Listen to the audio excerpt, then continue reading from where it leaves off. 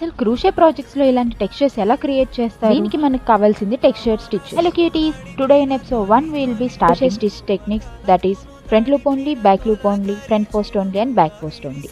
First of all, front loop only and back loop only చేయడానికి we have to know what is front loop and what is back loop. ఈ front loop and back loop అనేది వినడానికి ఉన్నంత complicated అయితే అస్సలు కాదు. First of all మనం change చేసిన తర్వాత will be seeing a V shape, right? ఈ వి షేప్ లో మన సైడ్ ఉన్నది front loop and other side ఉన్నది back loop.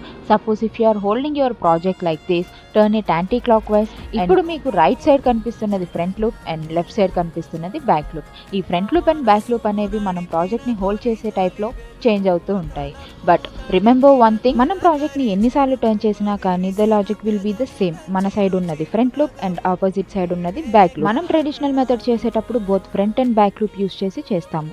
But back loop only and front loop only uses only one loop. So next episode నుంచి ఈ stitch back loop only ఎలా చేస్తామో చూసేద్దాము. మీరు కూడా ఇలాంటి అడ్వాన్స్డ్ క్రూషియింగ్ నేర్చుకోవాలి అంటే మన పేజ్ ఫాలో అయిపోండి. Okay, by cuties.